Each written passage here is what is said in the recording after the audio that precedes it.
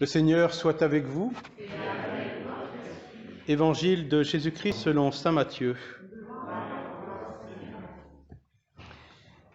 Jésus était né à Bethléem en Judée au temps du roi Hérode le Grand. Or voici que des mages venus d'Orient arrivèrent à Jérusalem et demandèrent « Où est le roi des Juifs qui vient de naître? Nous avons vu son étoile à l'Orient et nous sommes venus nous prosterner devant lui. » En apprenant cela, le roi Hérode fut bouleversé et tout Jérusalem avec lui. Il réunit tous les grands prêtres et les scribes du peuple pour leur demander où devait naître le Christ. Ils lui répondirent « À Bethléem en Judée, car voici ce qui est écrit par le prophète.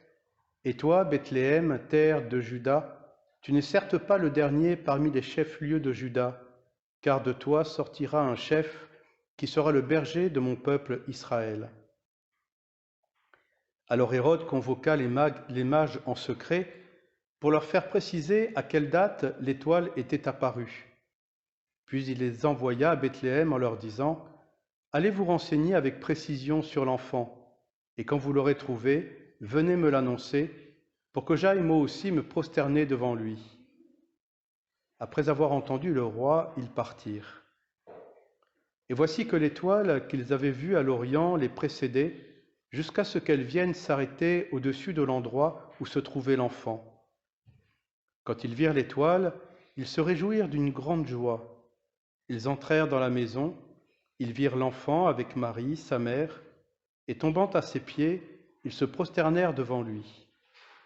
Ils ouvrirent leur coffret et lui offrirent leurs présents, de l'or, de l'encens et de la myrrhe. Mais avertis en songe de ne pas retourner chez Hérode, ils regagnèrent leur pays par un autre chemin. Acclamons la parole de Dieu. Louange à toi, Seigneur Jésus.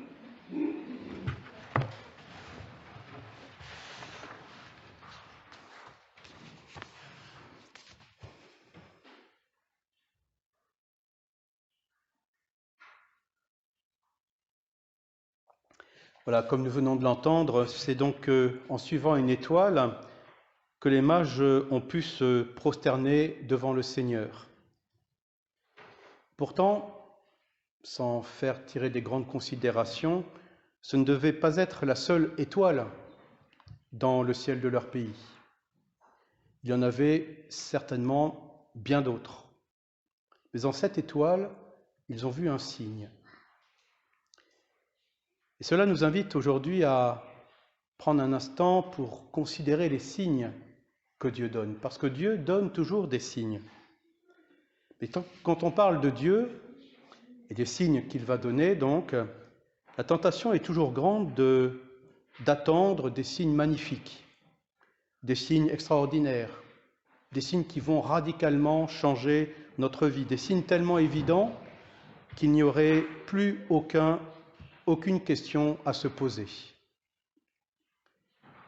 Et les mages alors viennent nous aider pour savoir accueillir les signes que Dieu donne. Ils ont vu une étoile, certes, elle devait être quelque peu particulière, mais elle était une parmi d'autres. Elle était une parmi d'autres, elle était une parmi celles qu'ils avaient l'habitude de considérer et de regarder. C'est dans leur quotidien le plus habituel, non dans l'extraordinaire, que le signe leur est donné. Un autre aspect rappelé par cet évangile, certes, ils ont suivi une étoile, mais elle ne leur a pas tout dit. Ils ne savaient pas tout quand ils ont suivi l'étoile. Sinon, ils ne se seraient pas arrêtés à la cour d'Hérode pour demander où devait naître le roi des Juifs. Les signes de Dieu sont donc donnés dans notre réalité quotidienne. Cela signifie donc qu'il faut être capable, de temps en temps, de s'interroger sur ce que nous vivons et pas enchaîner les événements, les jours, les secondes, les heures, les unes à la suite des autres, sans s'arrêter, tellement pris par le travail qu'on n'a plus le temps de prendre du recul. Alors, on n'a plus le temps de voir les signes de Dieu. Il ne faut pas non plus hésiter à se tourner vers les autres, s'interroger soi-même, certes, prendre du recul, s'interroger soi-même, mais aussi interroger les autres, comme ici les mages l'ont fait avec la cour d'Hérode. Et enfin, il faut savoir se mettre en route, pas rester sur place en envoyant les autres se renseigner, comme le fait Hérode. Observer, prendre le temps de s'interroger, le temps du recul, interroger, s'appuyer aussi sur les autres, accepter de se mettre en route en se laissant déranger. Et c'est ainsi que les signes de Dieu peuvent se dévoiler comme tels en nos vies. Sinon, si nous ne bougeons pas, si nous envoyons que les autres, si nous ne nous arrêtons pas, comme les grands prêtres et les scribes, qui savent pourtant, ils savent plein de choses, ils savent même lire l'Écriture, mais ils ont été incapables de voir le Seigneur sauveur du monde. Il ne s'agit pas de connaître, il s'agit de bouger, il s'agit de marcher, il s'agit de vouloir se convertir, pour le dire autrement. Et le signe est important parce qu'il est inhérent à la foi chrétienne. Dieu lui-même, Dieu en lui-même, est impossible à saisir, impossible à connaître, impossible à voir. Il ne peut être connu que par les signes qu'il donne, que par les signes qu'il manifeste de lui-même. Certes, le plus beau des signes étant bien sûr l'enfant de la crèche, devant lequel les mages viennent se prosterner. Le Verbe fait chair. Mais même là, même avec le Verbe fait chair, il reste qu'un signe où la chair voile encore la divinité. Peut-être vous êtes surpris d'entendre cela, mais c'est un adage habituel des pères de l'Église. C'est ce que disent les théologiens médiévaux, en reprenant d'ailleurs une formule de saint Augustin, qui dit « Nous pouvons connaître Dieu ». Alors je vais le dire en latin, ça fait un peu savant. Saint Augustin dit « Totus sed non totalitaire ». Totus sed non totalitaire.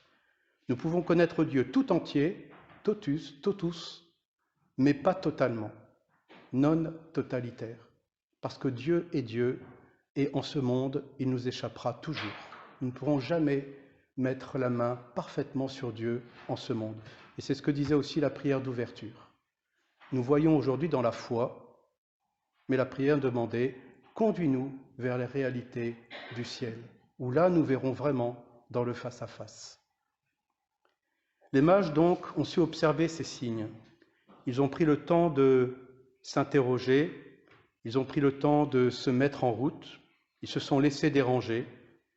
Et il est difficile, effectivement, je n'ose dire impossible, difficile de rencontrer le Seigneur si on ne sort pas de ses habitudes. Certes, il vient nous rencontrer dans notre quotidien, mais alors il vient déranger notre quotidien. Et tant qu'on n'accepte pas d'être dérangé dans notre quotidien, tant que le quotidien, ou si le quotidien devient routine, alors il n'est plus possible de voir les signes de Dieu et donc de marcher vers le Seigneur. Le Seigneur vient toujours déranger nos plans. Il faut donc se mettre en route, même si nous n'avons pas toutes les cartes en main. J'aime beaucoup cette parole de Jésus à Marthe, dans un autre évangile, dans l'évangile de Jean, Marthe, la sœur de Lazare. Jésus qui dit à Marthe, « Si tu crois, tu verras les œuvres de Dieu. Si tu crois, tu verras. » Et nous, peut-être malheureusement, nous avons souvent le sentiment, la volonté de marcher selon l'inverse. Nous voulons voir pour croire. Ce n'est pas ce que dit Jésus à Marthe. Si tu crois, tu verras les œuvres de Dieu. Et les mages, c'est bien ce qu'ils ont fait. Ils n'avaient pas toutes les cartes en main, mais ils sont crus, d'une certaine manière, à une étoile, et alors, ils ont pu voir le Fils de Dieu. Le Verbe fait chair. Les mages ne voyaient pas tout, donc, ils n'avaient pas tout compris. Certes, il y avait l'étoile, mais elle ne répondait certainement pas à toutes leurs questions. Sinon, donc, comme je vous le disais, ils ne se seraient pas arrêtés à la cour d'Hérode pour demander où devait naître le roi des Juifs. Alors, en se mettant en route, sans tout voir, sans tout comprendre, ils ont pu effectivement aller jusqu'au bout. Devant un enfant, encore un signe simplement, un enfant, comme tous les autres. Il n'avait pas la tête qui brillait, il n'avait pas les yeux tout dorés, etc. Un enfant comme les autres. Eh bien, devant cet enfant, encore un signe, ils se prosternent et offrent leur présent, de l'or, de l'encens et de la myrrhe. Leurs yeux ont pu reconnaître le signe de Dieu, car leurs yeux avaient accepté de ne pas tout voir. Et c'est bien la foi donc qui ouvre les yeux pour reconnaître les signes de Dieu. Un enfant dans une crèche, l'Église, la parole, les sacrements, les prêtres, les baptisés, un charisme et tant d'autres encore. Aussi simples, des signes aussi simples, mais qui donnent alors de marcher et de reconnaître Dieu à l'œuvre dans notre monde, toujours à l'œuvre en notre monde, en notre vie. Alors vient une question, s'il y a tant de signes, pourquoi Jésus n'est-il pas reconnu davantage par tous? Dieu n'arrête pas de donner des signes. Pourquoi Jésus n'est-il pas reconnu? Sacrement de Dieu, signe de Dieu, Jésus est pauvre, doux et humble. Eh bien, tous les signes de Dieu sont à son image, pauvre, doux et humble. Et donc, ils ne peuvent être reçus que par un cœur qui entre lui-même dans la pauvreté, dans l'humilité et dans la simplicité, dans la douceur. Ceci étant dit, un dernier pas reste à faire encore pour entrer dans le mystère de cette fête de l'Épiphanie. Un cœur pauvre, doux et humble est un cœur spontanément donc ouvert à l'autre. Parce que tel est le cœur de Dieu. Le cœur de Dieu est un cœur qui ne cesse de se remettre, qui ne cesse de se donner. C'est pour cela justement qu'il est pauvre, humble et doux. L'épiphanie n'est pas simplement la manifestation de Jésus-Christ, Fils de Dieu, incarné, Sauveur révélé aux nations, elle est aussi la manifestation, la solennité de la donation, la révélation du cœur de Dieu, la manifestation du don. Et à la crèche, Jésus est déjà en train de se remettre totalement au monde entier. L'épiphanie montre ce qu'est cet enfant, ce que sera sa vie, être tout donné, tout remis au Père et aux hommes. Là se trouve véritablement l'épiphanie du Seigneur.